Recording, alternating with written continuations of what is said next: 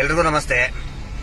ನಾಳೆ 9ನೇ ತಾರೀಕು ಮತ್ತೆ ನಾಡಿದ್ದು 10ನೇ ತಾರೀಕು ಇಡೀ ರಾಜ್ಯಾದ್ಯಂತ ವಿವಿಧ ಜಿಲ್ಲೆಗಳಲ್ಲಿ ವಿವಿಧ ತಾಲೂಕುಗಳಲ್ಲಿ ಸೌಜನ್ಯಗಳ ನ್ಯಾಯಕ್ಕಾಗಿ ಮತ್ತು ಧರ್ಮಸ್ಥಳ ದೌರ್ಜನ್ಯ ವಿರೋಧಿ ವೇದಿಕೆಯಿಂದ ಮತ್ತು ಶ್ರೀಯುತ ಮಹೇಶ್ ಶೆಟ್ಟಿ ತಿಮರೋಡಿ ಅವರು ಎಲ್ಲರೂ ಕೂಡ ಒಗ್ಗಟ್ಟಾಗಿ ಏನು ಟೀಮ್ ತಿಮರೋಡಿ ಇದೆ, ಅನೇಕ ಕಡೆಗಳಲ್ಲಿ ಪ್ರತಿಭಟನೆ ಮತ್ತು ಸಂಬಂಧಪಟ್ಟಂತ ತಹಶೀಲ್ದಾರ್ ಅವರು ಇರಬಹುದು, ಡಿಸಿ ಅವರು ಇರಬಹುದು, ಅವರಿಗೆ ಧರ್ಮಸ್ಥಳ ದೌರ್ಜನ್ಯವನ್ನ ವಿರೋಧಿಸಿ ಸಮಗ್ರ ತನಿಖೆ ಆಗಬೇಕು, ಈಗ SITಯಿಂದ ಸಮಗ್ರ ತನಿಖೆ ಆಗಬೇಕು ಅಂತ ಹೇಳಿ ಸೌಜನ್ಯಳಿಗೆ ನ್ಯಾಯ ಸಿಗಬೇಕು. ಸೌಜನ್ಯಳಂತೆ ಅತ್ಯಾಚಾರ ಕೊಲೆಯಾಗಿ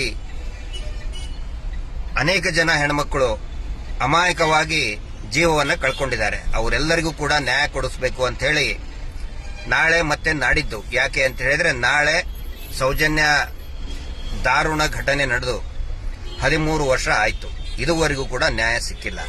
ಹೀಗಾಗಿ ಎಲ್ಲಾ ಜನಸಾಮಾನ್ಯರು ಒಟ್ಟಾಗಿ ಈ ಒಂದು ಹೋರಾಟದಲ್ಲಿ ಭಾಗಿಯಾಗಬೇಕು ಅಂತ ವಿನಂತಿ ಮಾಡ್ಕೊಳ್ತಾ ಇದ್ದೇನೆ. ಎಲ್ಲೆಲ್ಲಿ ಪ್ರತಿಭಟನೆ ಇದೆ ಅಥವಾ ಸಭೆ ಇದೆ ಅದೆಲ್ಲವೂ ಕೂಡ ನಾವು ಸಾಮಾಜಿಕ ಜಾಲತಾಣಗಳಲ್ಲಿ ಹಾಕ್ತಾ ಇದ್ದೇವೆ.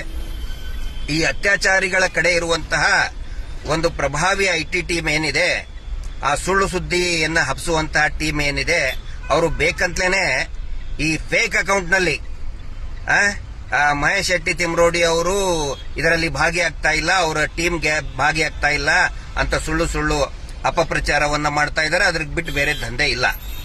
ಆ ನಕಲಿ ದೇವಮಾನವ ಕಳೆದ 40-50 ವರ್ಷಗಳಿಂದ ಹಿಂಗೆ ಮಾಡಿನೇ ನುಸುಳ್ಕೊಂಡು ಪರಾರಿ ಆಗ್ತಾ ಬಂದ. ಅವನ ಗ್ಯಾಂಗ್ ಇದು.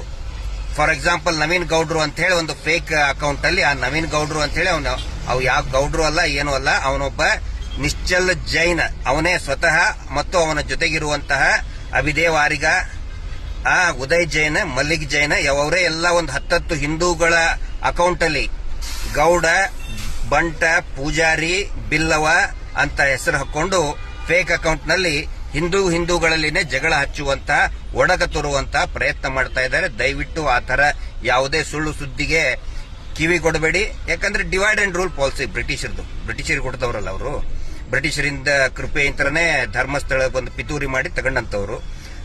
ಹಿಂಗಾಗಿ ಆ ತರದ ಯಾವುದೇ ಸುದ್ದಿಗಳಿಗೂ ಕೂಡ ತಾವು ಗಮನವನ್ನು ಕೊಡದೆ ನಾವೆಲ್ಲ ಜನಸಾಮಾನ್ಯರು ಒಟ್ಟಾಗಿ ಸೌಜನ್ಯಳ ನ್ಯಾಯಕ್ಕಾಗಿ ಆಗ್ರಹಿಸೋಣ ಅಂತ ಹೇಳಿ ನಾಳೆ ಮತ್ತು ನಾಡಿದ್ದು ಅಕಸ್ಮಾತ್ ಒಂದು 10 ಜನ ಇದ್ರೂ ಕೂಡ ತಾವು ಒಂದು ದೇವಸ್ಥಾನಕ್ಕೆ ಹೋಗಿ ಸೌಜನ್ಯಳದ ಒಂದು ಫೋಟೋ ಹಿಡ್ಕೊಂಡು ಆ ದೇವಸ್ಥಾನದ ಮುಂದೆ ಸೌಜನ್ಯಳಿಗೆ ನ್ಯಾಯ ಸಿಗಲಿ ಅಂತ ಒಂದು ಶಾಂತಿಯುತವಾಗಿ ಬೇಡ್ಕೊಂಡ್ರು ಆಯ್ತು. ಒಂದು ಪ್ರಾರ್ಥನೆ ಮಾಡಿದ್ರು ಕೂಡ ನೋಡಿ, ಜನಸಾಮಾನ್ಯರ ಮಾಡುವಂತಹ ಪ್ರಾರ್ಥನೆಗೆ ಬಹಳ ಶಕ್ತಿ ಇದೆ.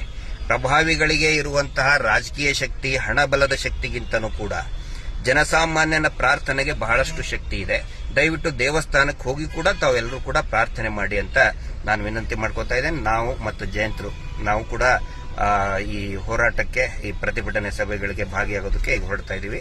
ಅದಕ್ಕೆ ಆದಷ್ಟು ಸಾಧ್ಯವಾದಷ್ಟು ಜನ ತಮ್ಮ ಗ್ರಾಮಗಳಲ್ಲಿ ಎಲ್ಲೆಲ್ಲಿ ಸಭೆ ಇದೆ ಅಲ್ಲಿ ಸೌಜನ್ಯಳ ಪರವಾಗಿ ತಾವು ಭಾಗಿಯಾಗಬೇಕು ಅಂತ ವಿನಂತಿ ಮಾಡ್ಕೊತಾ ಇದ್ದೇನೆ.